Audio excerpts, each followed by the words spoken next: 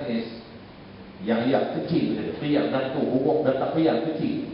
Takkan kecil, terkamu ada sangat. Kalau betul pokok tu menangis, pelik tak? Ganjil tak? Kita kata subhanallah, ya apa? Itu saja. Hari ini tuan-tuan tak mustahil kalau kita tanam pokok rambutan. Biasanya kalau tanam pokok rambutan keluar buah. Biasa, kalau kita tanam pokok rambutan keluar rambutan. Itu biasa. Tiba-tiba besok kita tengok satu pokok rambutan, dia keluarkan buah pelang. Apakah bila Allah mustahil? Tak mustahil, tak mustahil. Besok kita tengok pokok rambutan keluarkan buah pelang. Tak mustahil. Hari ini lebih tinggi dah ada kan? Hari itu tetapi oleh diri seorang tanam pokok masih ada kan ini. Tanam pokok immediate tu besar tumbuh, dia keluar buah dia tinggi 9.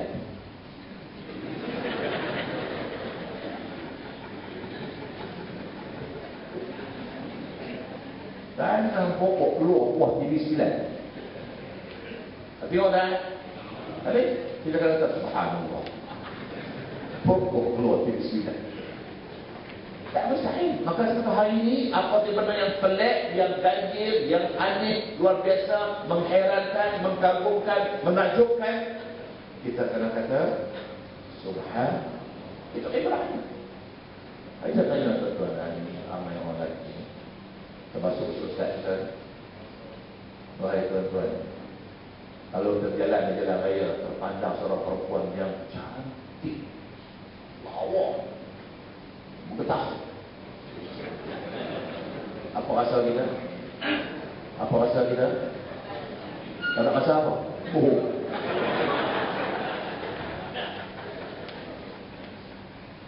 Apa rasa? Kagum tak? Menakjub tak? Ingin tak? Maka ketika itu kita juga kena kata subhanallah. Sebab kita akan puji dia, puji Allah. Maha bijak Allah menciptakan manusia dengan cantik dan lawa. Bukan mak bapak yang buat. Siapa yang buat? Itu pengajarannya. Kenapa benda yang menakjubkan, mengherankan, mengkagumkan? Kita puji Allah. Bijaknya Allah mencipta manusia dengan cantik dan lawa. Walau bukan hak aku. Tapi jadi hak aku lebih baik. Apa yang pentingnya kita beri siapa? Puji Allah. Tapi jangan salah faham. Nak pula besok kan nampak perempuan cewek kalau lawa sikit, subhanallah. Saya tak mengajar macam tu. Yang saya mengajar, yang saya beritahu tuan-tuan, kita puji siapa? Kita puji Allah, jangan puji dia. Puji dia, dia kocak dia. Okey? Itu ibrah di sebalik Isra dan Mi'raj satu. Okay. Habis satu waktu. Dah setengah jam lebih. Kalau tiga tahun, jam setengah. Tahu? Yang kedua, kenapa Isra Mi'raj berlaku di tahun yang ke-12 kenabian? Kenapa? Sebenarnya buat kenapa? Soalannya, kenapa Isra Mi'raj berlaku di tahun 12 kenabian?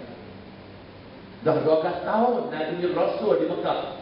Tahun yang ke-12 barulah dibawa Isra Mi'raj. Kenapa tak berlaku tahun pertama? Kenapa tak berlaku kedua, 3, 4, 5? Kenapa tak 12 baru berlaku? Sedangkan yang kita tahu Isra Mi'raj untuk menerima kewajipan sembahyang. Kenapa tak awal-awal lagi bila masuk jadi Rasul terus diangkat naik terima sembahyang? Tapi tidak. Allah sengaja biarkan masa berlalu sampai 12 tahun Nabi di Mekah dan seorang Rasul. Di tahun ke-12 barulah berlaku peristiwa Isra Mi'raj. Kenapa? Ada dua sebab terus. Ada dua ni cukup. Ya. Yang pertama sekali, nak bagi masa yang begitu lama kepada Nabi, masa yang lama 12 tahun untuk Nabi menjuruskan kepada kekuatan akidah. Kita ada Allah, kita ada Tuhan, Tuhan kita Allah, Allah yang berkuasa, Allah dan segala-galanya. 12 tahun. Bukan sikit masa tuan-tuan, 12 tahun. Pas sembahyang, tak payah lagi. Yang penting akidah tu. Nak perbuat ini sampai 12 tahun. Maka sebab tu bila mana kita nak berikan pahaman akidah seorang bukan 1 tahun, bukan 2 tahun, 12 tahun.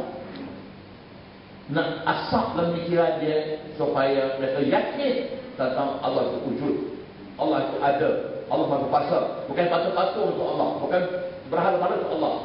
Itu yang dia buat 12 tahun.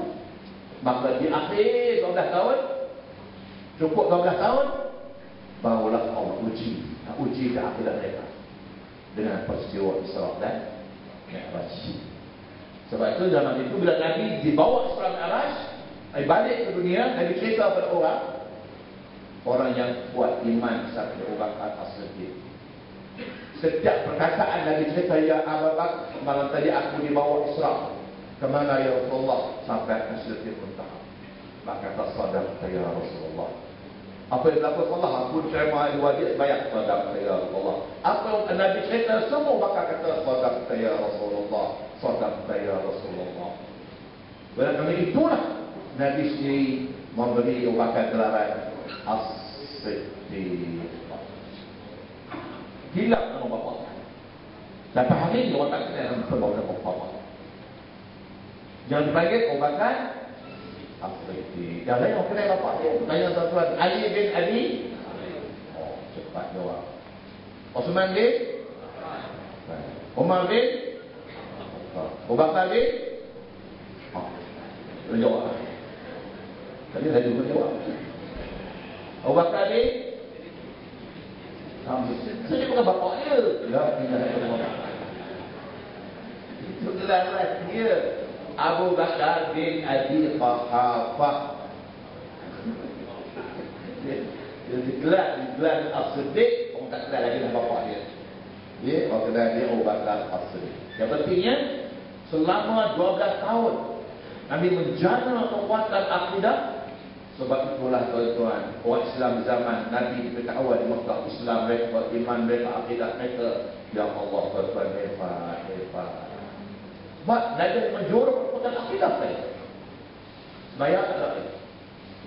Nak menjana kekuatan akidah kerana kita mereka Allah itu berkuasa, Allah itu wujud, Allah itu ada, Allah itu satu, Allah yang cipta segala-galanya, Allah lah. Tuan tahu. Sebab itu tuan-tuan dengan percaya inilah orang Islam Madinah, orang Islam di Mekah, Islam al-awwalun, Islam yang dulu. Akidah mereka, iman mereka, ya Allah tuan-tuan. Bila mereka masuk Islam dengan kekuatan akidah, dengan kekuatan kepercayaan, bila mereka masuk Islam mereka diuji. Kata-kata kadang-kadang dibunuh. Tapi kita tengok Ammar bin Yasir, seorang anak muda bila masuk Islam dengan penuh kekuatan akidah dia ajak mak dia masuk Islam, Sumayyah, dia ajak bapa dia Yasir masuk Islam. Mereka dipaksa keluar Islam. Sampai ke peringkat bapaknya dibunuh, maknya dibunuh. Tengok ulama mengatakan mak Ammar bernama Sumayyah, dia merupakan wanita pertama yang mati syahid dalam Islam. Alhamdulillah. Mak Ammar yang bernama Sumayyah dianggap perempuan pertama yang mati syahid dalam Islam. Dia mati kenapa? Mempertahankan akidah. Sehingga dia dibunuh. Subhanallah. Bila dia rabah, dia dengar dakwah Rasulullah cerita tentang akidah dan ketuhanan, terbuka hati perut dia. Bila dia mengucap kalimah syahadat, dia ucap dengan kekuatan akidah dan keyakinan. Tuan-tuan tahulah sejarah bila dia rabah, dia masuk Islam tuan-tuan.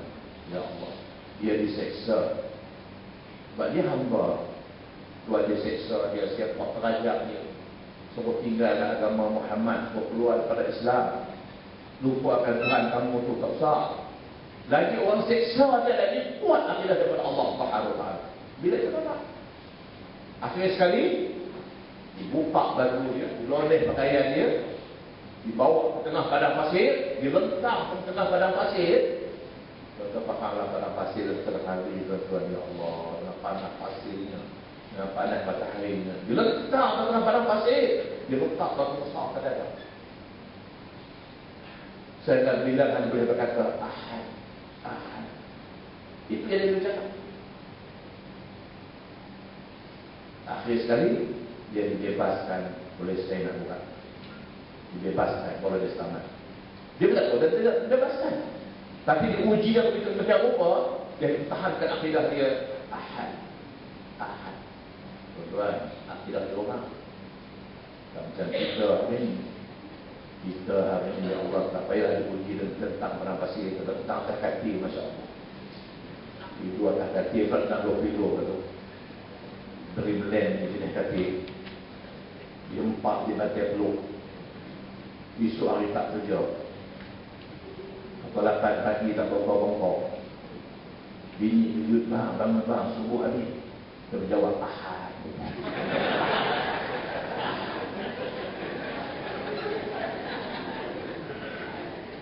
Bini pergi dapur buat teh untuk risawat haram dan bagi-bagi ni. Bini kata bang, bangun bang, dia buat sejuk dah. Ahad. Ahad apa? Pasal apa Ahad? Baru dipuji dengan cuti, hilang semua. Ada takut tak? Macam mana banyak tidak ada orang kata ada tuan ni. Maka sebab itulah jangka masa 12 tahun ini, itu masa yang lagi perlukan untuk menjana kekuatan akidah seorang manusia. Artinya, ini juga jangka masa yang diperlukan seorang bapa untuk menjana kekuatan akidah anaknya selama 12 tahun. Sebab di usia sebelum 12 tahun, si anak tadi belum lagi diwajibkan sembahyang. Satu. Yang kedua, jangka masa 12 tahun berlaku Isra' Mi'raj ini, kita tahu Isra' Mi'raj diundang Nabi, dijemput Nabi untuk menerima kewajipan sembahyang. Itu artinya jangka masa umur seorang budak sejak dia lahir sampai 12 tahun dia tak wajib sembahyang, masuk umur 12 tahun orang jadi diwajibkan sembahyang. Itu Isra' Mi'raj. Ini ibrah pengajaran. Kalau begitu, kalau Nabi difardukan sembahyang dalam Isra' Mi'raj tahun yang ke-12 kenabian, soalan keduanya, apakah sebelum itu Nabi tak sembahyang? Sebelum Isra' Nabi sembahyang dah? Sembahyang apa? Kalau Isra' Mi'raj wajib sembahyang, Nabi sembahyang apa? Memang Nabi dah sembahyang. Sebelum Isra' Mi'raj Nabi dah sembahyang. Sembahyang apa? Disebut dengan istilahnya Asyiyan wa Buqiyyan. Sembahyang malam dan sembahyang siang. Nabi sembahyang 2 kali sahaja malam. Malam sekali, siang sekali. Asyiyan wa Buqiyyan. Sembahyang malam, sembahyang siang. Bagaimana Nabi buat? Ada riwayat mengatakan Nabi rukuk, Nabi sujud 2 rakaat siang, 2 rakaat malam. Wa rukuk, sujud ada rukuk, ada sujud. Bacaan